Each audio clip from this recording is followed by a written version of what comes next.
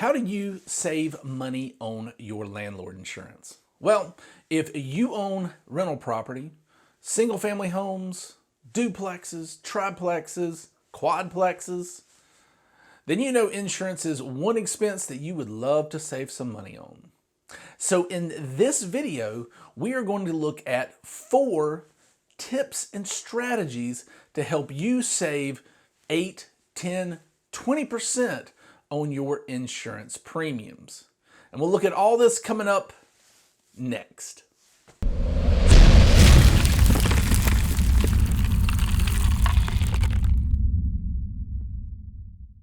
Hey folks, Jack Wingate here, and on this channel we give individuals, families, and businesses tips, tricks, and strategies to help you save money on your insurance, to help you understand your insurance better, and to keep you informed with what's going on in the insurance industry.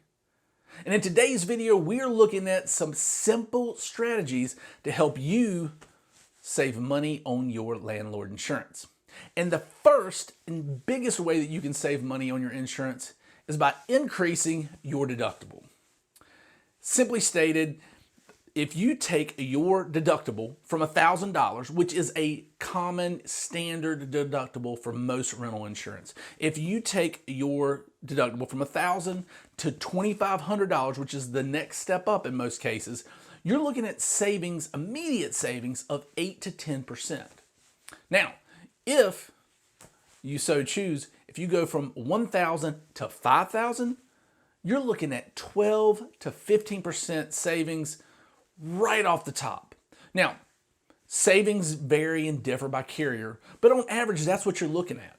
You want to keep your deductible as high as possible, but make sure that in the case of an emergency that you could come up with those funds in order to pay your claim.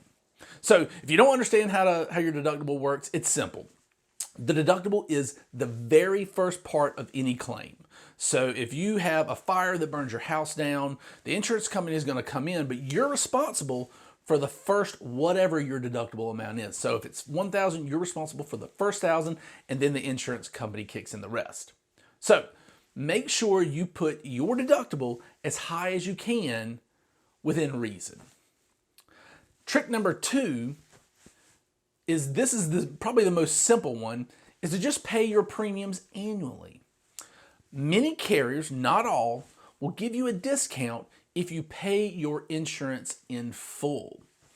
Why do they do this? It's simple. Statistically, insurance carriers know that people who pay their premiums annually do 2 things. 1, they don't file as many claims statistically.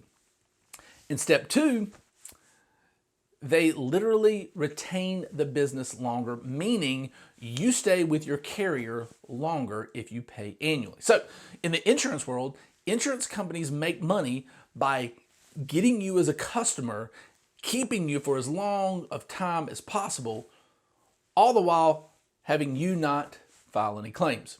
So to incent this, they give you a discount. Now, typically, the pay in full discount is anywhere from 2 to 4%.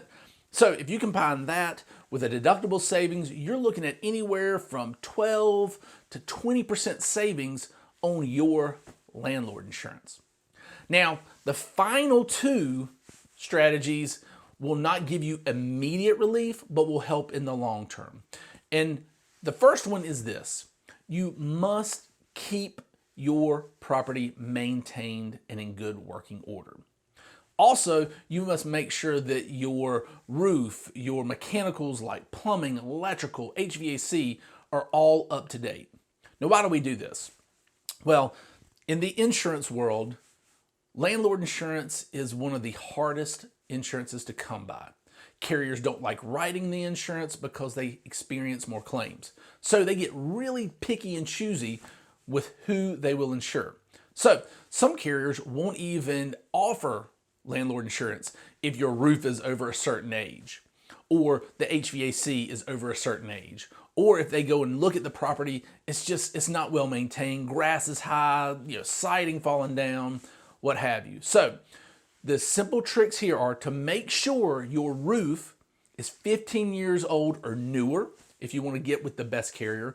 Make sure that your HVAC has been updated, replaced within the last 10 to 15 years. And to make sure that, electrically speaking, you don't have fuses. Those are the little round knobs. So you make sure you don't have fuses, make sure you have circuit breakers. And then to make sure that your plumbing system is in good working order and that there's no leaks.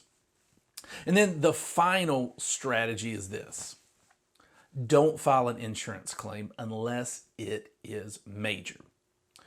We have landlords come to us all the time, clients, they have a loss at their house, and we advise them first, they can file any claim they want to, but there are repercussions to those claims.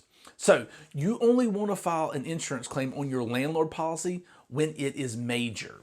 So major is different to everyone, but if you've got a $10,000 loss and you've got a $5,000 deductible, yes, that maybe is a good time to file a claim. But if you've got a $1,000 deductible and you've got a $5,000 claim, depending on your financial situations, you could be better off by just paying the total amount and not filing that claim. And why is that? First, some carriers will actually have a surcharge if you file claims. So that's going to kick your premium up. Secondly, if you do have claims, you could get dropped by your insurance. And if you get dropped by your insurance due to claims, it is going to be really hard to find a quality carrier that offers good pricing with their landlord packages. So don't file claims unless it is major. So to recap, we've got 4 tips and tricks, strategies, if you will, to help you save money on your insurance. 1, make sure your deductible is as high as you can make it within reason. 2, pay your premiums annually. 3, make sure your property is well maintained and up to date. And then finally, don't file claims unless it's necessary. Hey guys, if you have gotten any value out of this video, if you've liked the video, please go down here, hit the like button, subscribe to our channel, and until next time, we'll see you.